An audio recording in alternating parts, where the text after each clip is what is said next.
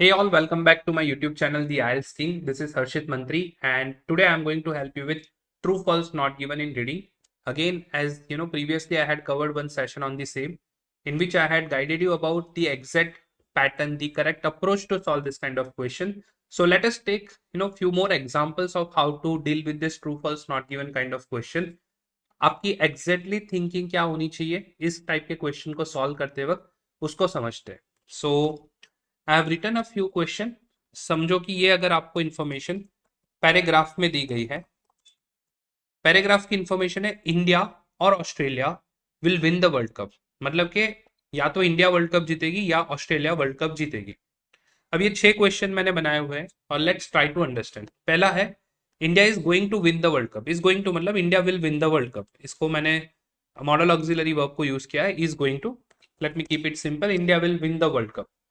तो अब मुझे ये देखना है क्या इंडिया वर्ल्ड कप जीतेगी. तो मैं ये इन्फॉर्मेशन लेके, ये जो क्वेश्चन की इन्फॉर्मेशन है उसको लेके पैराग्राफ में सोच ढूंढ रहा हूँ उसको कि क्या इंडिया वर्ल्ड कप जीतेगी. तो वहां पे लिखा है इंडिया जीतेगी या तो ऑस्ट्रेलिया जीतेगी.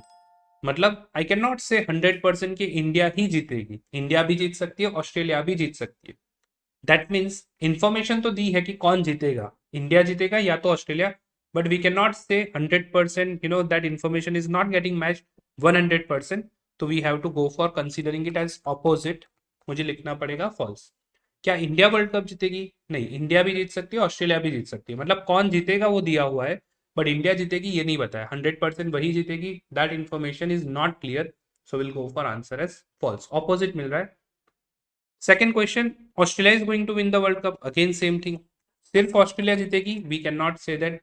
ऑस्ट्रेलिया भी जीत सकती है, इंडिया भी जीत सकती है. सो इंफॉर्मेशन तो दी हुई है कि मैच कौन, वर्ल्ड कप कौन जीतेगा, बट वो ऑस्ट्रेलिया जीतेगी वो हम नहीं बता सकते. इंडिया भी जीत सकती है. मतलब 50% चांस है कि ऑस्ट्रेलिया जीतेगी, बट 50% चांस है कि इंडिया भी जीत सकती है.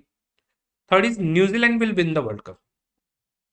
अब यहाँ पे बहुत लोगों को लगेगा कि नॉट गिवन लिखना चाहिए. Let me explain this. क्या न्यूजीलैंड वर्ल्ड कप जीतेगी? वहां पे लिखा है इंडिया जीतेगी या ऑस्ट्रेलिया. मतलब कि कौन वर्ल्ड कप जीतेगा वो इन्फॉर्मेशन दिया हुआ है, but it is opposite to that particular information. यहाँ पे लिखा है क्या न्यूजीलैंड जीतेगी? नहीं, इंडिया या तो ऑस्ट्रेलिया वर्ल्ड कप जीतने वाला है. इसका मतलब इंफॉर्मेशन तो दी गई है, but again it is opposite. So I am going to go for false again. आपका फोर्थ क्वेश्चन है India has high chances of winning the world cup. मतलब इंडिया के चांसेस वर्ल्ड कप जीतने के ज्यादा है. अब वो हम नहीं बता सकते. इंडिया भी वर्ल्ड कप जीत सकती है, ऑस्ट्रेलिया भी जीत सकती है. क्या पता इंडिया के चांसेस 80% हो, या क्या पता इंडिया के चांसेस 30%. तो क्लैरिटी नहीं दी गई है कि किसके चांसेस ज्यादा है, किसके चांसेस कम है. Information is missing. So I go for not given as the answer. मतलब मुझे लिखना पड़ेगा नॉट गिवन. क्यों? क्योंकि हाई चांसेस है कि नहीं है वो मुझे नहीं पता. इंडिया शायद वर्ल्ड कप जीत सकती है. यहाँ लिखा है इंडिया या तो ऑस्ट्रेलिया वर्ल्ड कप जीतेगी. मतलब we can say India world cup जीत सकती है, चांसेस आर देयर. सो हम लोग क्या लिखेंगे आंसर एज ट्रू. मे का मतलब होता है प्रोबेबिलिटी. मतलब इंडिया की प्रोबेबिलिटी है कि वो वर्ल्ड कप जीत सके. ऊपर दिया गया है या तो ऑस्ट्रेलिया जीतेगी या इंडिया जीतेगी. मतलब मैं अगर चांसेस गिनूं तो इंडिया के भी चांसेस है. और लास्ट क्वेश्चन है आइदर इंडिया और Australia will win the next world cup. अब बहुत लोग यहाँ पे लिखेंगे true, but the correct answer over here would be not given. See, this is the kind of minute details that you need to give importance to. यहाँ पे एक चीज दी गई है, एक वर्ड दिया गया है, that is next world cup.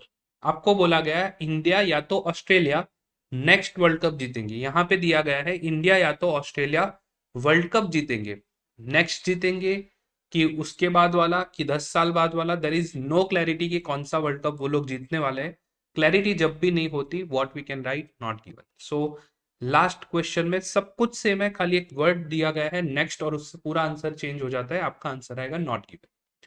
So this is the kind of accuracy. आपको ये एक्यूरेसी रखनी है. आपको अटेंटिव होके एक एक वर्ड का मीनिंग समझना है. क्या वो लोग इंडिकेट कर रहे कोई इंफॉर्मेशन से, वो भी आपको समझना पड़ेगा. तभी आप ट्रू फॉल्स नॉट गिवन के आंसर करेक्ट दे पाओगे. So this is just some set of sample questions that I have taken for you to make you understand how you are supposed to think in true false not given kind of question. अब हम लोग एक actual true false not given kind of question solve करते हैं. So let us start. So guys, there are 7 questions. अपने को question number 15 to 21 के answer देने हैं. So let me read the first question and let me explain. Part-time workers are entitled to a higher rate of pay.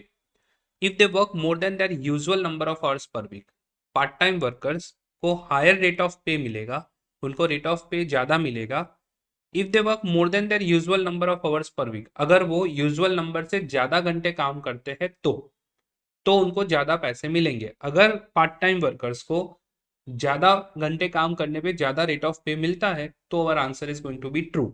अगर ज़्यादा घंटे काम करने के बाद भी कम पे मिलता है तो will go for false.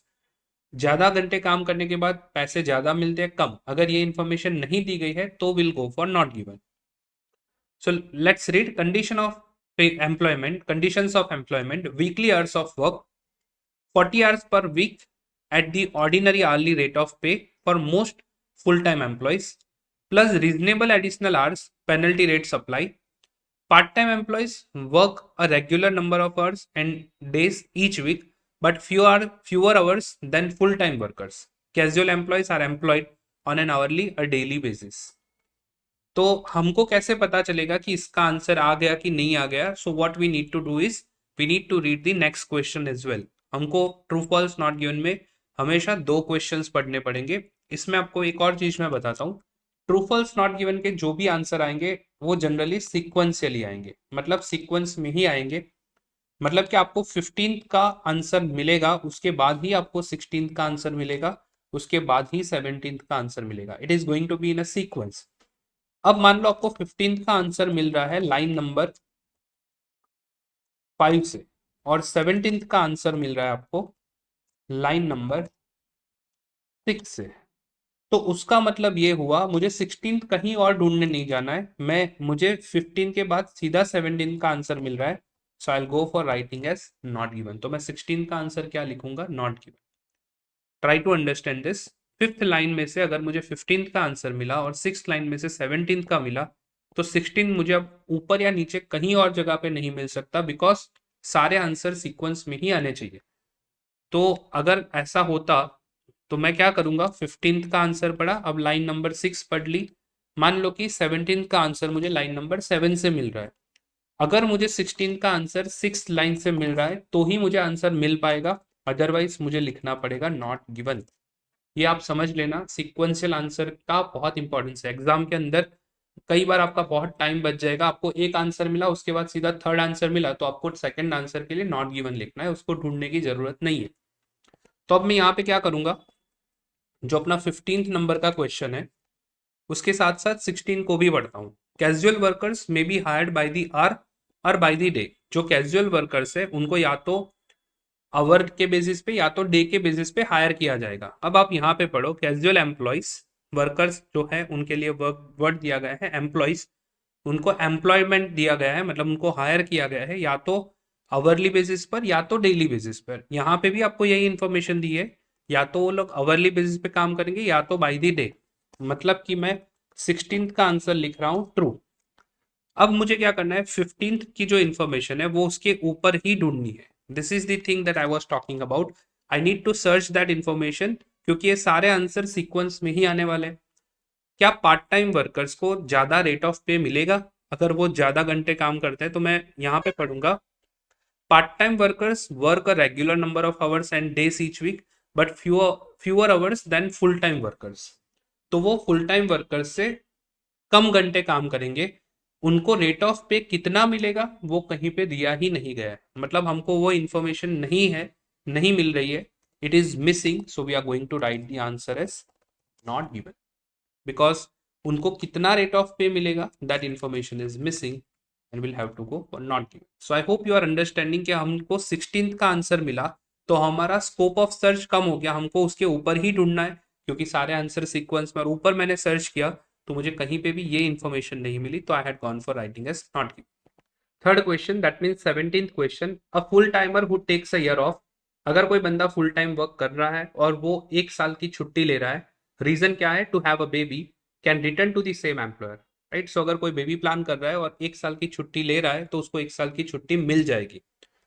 Full timer employ होना चाहिए, तो यहाँ पे हमको लिखा गया है एंटाइटलमेंट्स फुल टाइम एम्प्लॉयज, जो कि हमको वही देखना है।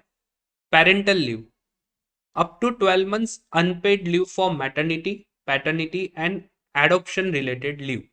मतलब क्या? मतलब कि आपको 1 साल की मैटरनिटी लीव मिल सकती है, पैटर्निटी लीव मिल सकती है और एडॉप्शन रिलेटेड लीव मिल सकती है। मतलब अगर आपको बेबी का प्लानिंग करना है तो उसके लिए 1 साल की छुट्टी मिलेगी, 1 ईयर ऑफ मिलेगा अगर आप फुल टाइमर एम्प्लॉय हो तो अपनी सारी कंडीशन फुलफिल हो रही है, we need to go for writing as true. Now the fourth question, that is a full time worker needs a doctor's note. कोई बंदा फुल टाइम वर्क कर रहा है तो उसको एक डॉक्टर की नोट चाहिए होगी। If is sick for 4 days इन अ रो, अगर कोई बंदा लगातार 4 दिन बीमार है तो उसको डॉक्टर की नोट लेके आनी पड़ेगी। सो अगर उसको 4 दिन बीमारी पे डॉक्टर की नोट देनी पड़ रही है फुल टाइम एम्प्लॉय को, तो आंसर आएगा ट्रू। अगर उसको नोट नहीं देनी है तो आंसर आएगा फॉल्स, और अगर कहीं पे भी नहीं दिया गया है तो आंसर आएगा not given. Sick leave, up to 10 days paid sick leave per year, आपको 10 दिन की सिक लीव मिल सकती है per year. More than 4 consecutive days requires a medical certificate, अगर आप 4 दिन से ज्यादा, मोर देन 4 कंजिक्यूटिव डेज, मतलब कि 5 दिन, 6 दिन, 7 दिन, 8 दिन, 4 से ज्यादा कंजिक्यूटिव डेज पे अगर आप छुट्टी लेते हो तो आपको मेडिकल सर्टी लाना पड़ेगा। मतलब कि आपको डॉक्टर की नोट लेके आनी पड़ेगी। कब? यहाँ पे दिया गया है 4 दिन बीमार है तो भी लेके आनी पड़ेगी, और यहाँ पे ये दिया गया है कि नहीं, 4 से ज्यादा दिन की छुट्टी हो तो लानी पड़ेगी। मतलब कि इंफॉर्मेशन दी गई है, आपको कंफ्यूज नहीं होना है, आपको सिर्फ 4 नंबर नहीं देखना है, आपको अच्छे से पढ़ना है। यहाँ पे इंफॉर्मेशन दी गई है मोर देन 4 days, मतलब कि it should be 5 days, 6 days और 7 days एंड सो ऑन, और यहाँ पे दिया गया है सिर्फ 4 days। तो अपनी इंफॉर्मेशन तो है but it is opposite, so we need to go for false. Question number 19, a full time night shift worker is entitled to 5 weeks paid holiday each year. अगर कोई बंदा नाइट शिफ्ट पे काम कर रहा है और वो फुल टाइम बेस पे काम कर रहा है तो उसको 5 वीक की पेड हॉलीडे पर ईयर मिलेगी।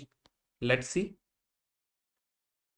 Annual leave 4 weeks paid leave per annum plus an additional week to shift workers. मतलब जो बंदे शिफ्ट में वर्क कर रहे हैं, शिफ्ट में मतलब जो रेगुलर वर्किंग आवर्स में नहीं, नाइट शिफ्ट में ऐसे वर्क कर रहे हैं, उन लोगों को 1 वीक एडिशनल मिलेगा। मतलब कि नॉर्मल लोगों को जो कि मॉर्निंग टू इवनिंग काम करते हैं, नॉर्मल एम्प्लॉयज को you are going to be given 4 weeks paid holiday, और जो बंदे शिफ्ट में वर्क कर रहे हैं उन लोगों को एक एडिशनल वीक मिलेगा। मतलब कि अगर कोई बंदा नाइट शिफ्ट पे काम कर रहा है तो क्या उसको 5 वीक की छुट्टी मिलेगी?